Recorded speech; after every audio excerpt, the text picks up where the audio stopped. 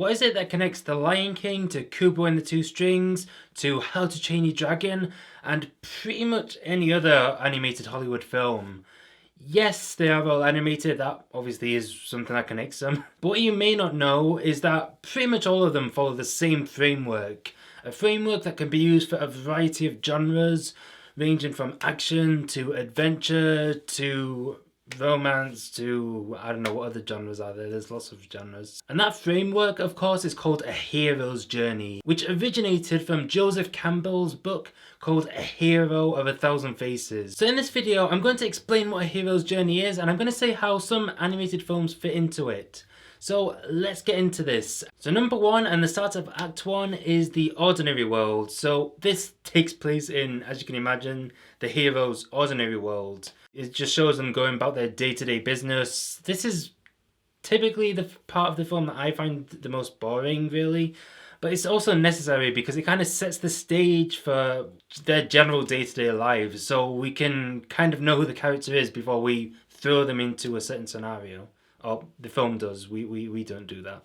And number two is call to action. So this is when the hero knows that they're gonna have to go on an adventure or basically do something that's out of the ordinary for them. Something comes up such as a threat or a phone call or even a death, and they know that they have to do something to kind of continue their life as it is and to either save people or save themselves or just fulfill an objective that they have to do to basically stay living as they are. And number three is refusal of the call. So this doesn't always happen. Sometimes this step is skipped in films, but this is basically when a hero is reluctant to go on a journey and they have to be kind of pushed to go on that journey by somebody such as a mentor or by themselves if they just think about it hard enough, I guess.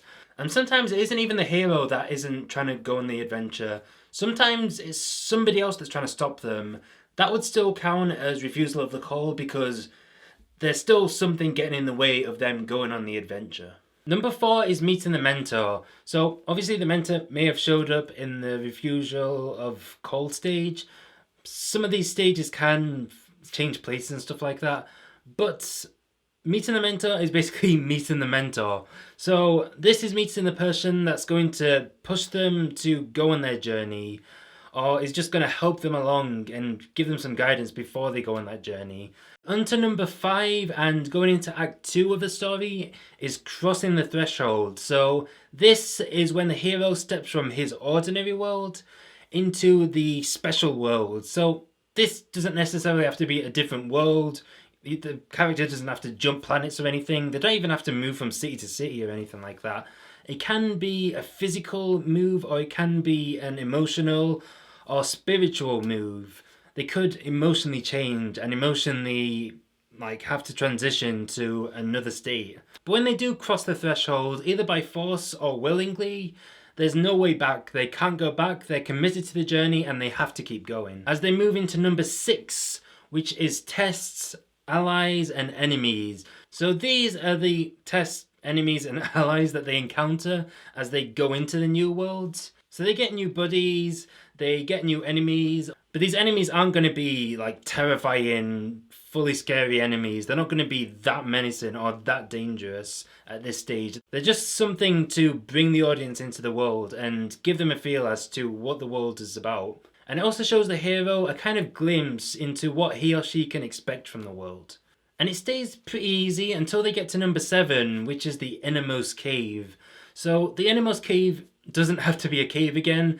It can just be something like a villain's castle or just an evil person's lair, or it could even be something that isn't menacing to most people, such as in Brother Bear when Kenai gets to the bear area. That's his innermost cave. That's what he's terrified of, even though it's obviously a happy place for all of the other bears. And what characterizes the Innermost Cave is that this is where the hero starts doubting himself again. He kind of sees the magnitude of the situation come back and hit him in his face. And this also kind of gives the audience a sense of the magnitude of the situation. And if the hero was having fun before, it gets a lot more serious now. They know that they can't mess about anymore. And in most films, this is the part where the tension starts escalating. And this escalation hits breaking point in number 8, or the Ordeal stage. This is the lowest point for the hero. This is the point where the hero comes across something that could be life or death, or is something that would otherwise change their life forever. They go to a really low point at this stage, they don't feel like they can do it anymore, and they have to have somebody pull them out of this stage. Whether it's a mentor, or whether they somehow gather the strength to pull themselves out of it. But in most cases, it is some sort of mentor that pulls them out. They have a metaphorical resurrection at this stage, and they move into number 9, which is the reward. So this is usually the stage where they get some sort of prize that they can use to then head back home and head away from the strange world. And then after they get their physical or non-physical prize, they move into number 10, which is the result. So at this stage, usually along their journey back home, they have to decide whether they want to go with their own goal, which they haven't fully fulfilled, or they want to go with a higher purpose. After that stage comes the resurrection, or basically the climax. You all know what the climax is. This is when the big battles happen, when the hero boss, I don't know what they're called, big boss, the main final boss, that's it. This is when the biggest bad guy goes down, or the biggest obstacle is overcome. And at this part, there's almost always going to be other people who are in danger, not just the hero.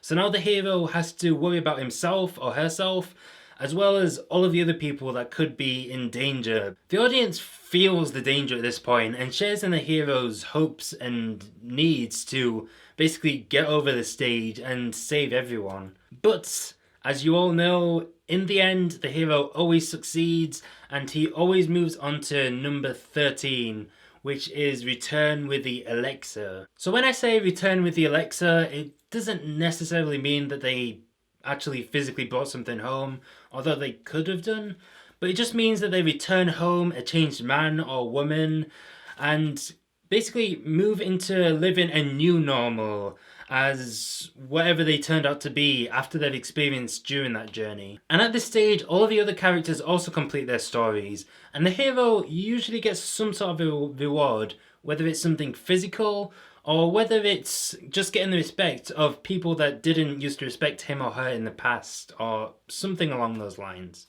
And that's the end of the story. That's usually the framework that pretty much all Western films follow. There may be some parts that are switched over, as I said before, so some stages may kind of switch places, although obviously like the last stage isn't going to go all the way to the first stage. It's usually just going to be the ones next to each other that could switch places.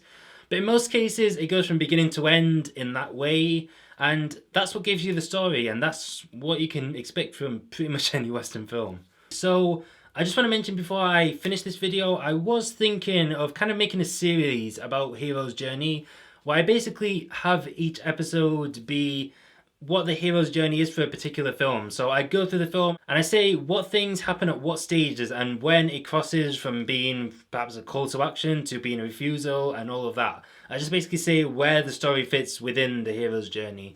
I was thinking of doing that for a series, so let me know if you'd want to see that. But for now, I hope you enjoyed this video. If you did, be sure to give it a like, and I guess dislike if you didn't like it, but let me know why you didn't like it in the comments below, and subscribe to see more videos like this one. Hope you all have a great day. I'll see you on the next video. Bye.